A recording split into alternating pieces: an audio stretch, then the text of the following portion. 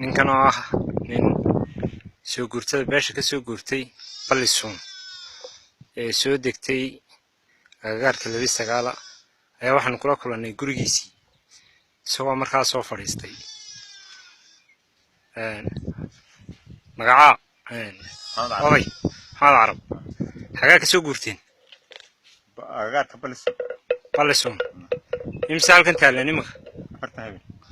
fartan habeen jawiga ka warrano dhulka ka warrano sidee lagu yahay meeshu xooluhu waa sadaran haye dadkana seyrad xuma haysa haye xooluhu ma hari habeen way baqtiya haye ilaana meesha ka dhacdo haye dadkii deegaanka markaan meesha ugu nimid 29 nimina biyo waxay yiraahdeen wixii biyo ku jiraan booyad soo kaxaysta haye dakhligii booyada aan ku siisan lahayn amba aanu booyadu imsay maraysa imsay foostada biyaha halkan ka maraysa magaalada ka maraysa 20 kun oo Soomaaliland haddii aad biyo hesho مثلا reerka saacad u jira magaalada imsay booyadu noolahaan ugu geynaysaa 500 laana biyo 20 laga siiyay iyo biyo 20 laga siiyay marka مثلا booyadii 40 ka ahayd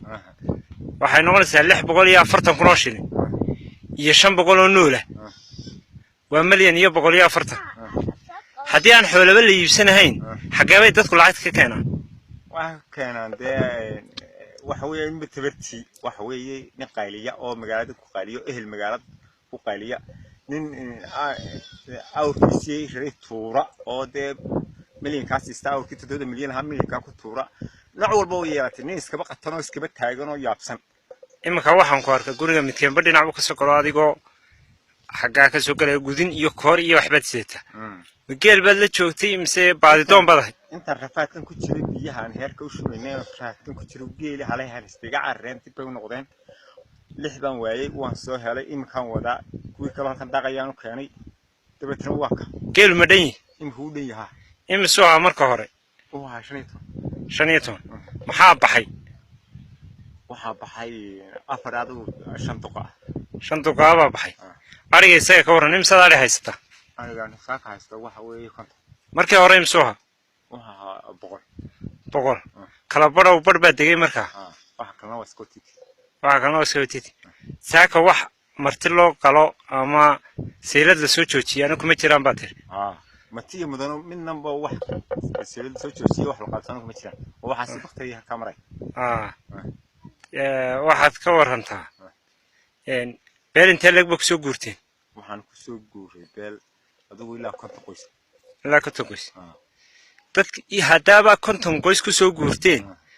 magaalada maxaa u oran weydeen inta isu timaadaan oo shirtaan xeer bini aadan iyo xeer islaamtoona ma yahayn beesha soo guurtay in biyaha lagu dul iibiyay annaga biyaha iyaga meeday 29 meesha dadkii horta hermiga hay meesha hermiga horta sidiisba ma qof male haye oo tashay meel isku yimaadaan ma qof meel ku maraan male haye waa nin waxa sirriis soorinaya haye talabaad waxay taayeen biyo baraaga markay ku jiraan biyaha laba nooc loo iibiya haye dulka iibiso ninka barkada markuu furo wixii oo manayso dadka ka iibiyo haye mid talabaad oo ah heeraha dul yaale ee soo guuray biyaha xariis dulka xariis waxa laga biyo xariis iyo dulkii bal kala labadaas loo kala iibiya haye labadii midna may naga iibin xariisna naga dulkiisna naga iibin xariisna naga iibin ugu horeyntii markii la yiri biyo la idinka iibin maayo maxaa u noqon weydeen waxa la yiri mar dhow la idinka iibin doonay waa dulkii bay iska fadhiista dabeetana khiyaama halka la idinku dhufto markii biyo qalgaroobina in booyad iyo lacag badan sita oo kaam kale ka yimi in ba laga iibiyo kaamka wixii dul yeelay soo guurtahaana oo ku dul haraadeen wixii tagaanahaana dawo waxba kala leexleexsadeen iyagu dhinacan imika aynu ka joogna ma dhinacii Soomaaliland magaalada maadaama xataa hay mise waa dhinacii Itoobiya maamulka ama xukuumadda ama dawladda ka jirta kilalka shanaad maxaad baa ku diraysaa waxaan u diraynaa dadka halka jooga dadii dunyo waa jecsin halka jooga dunyadii waa qabaabsi dadkii baa imika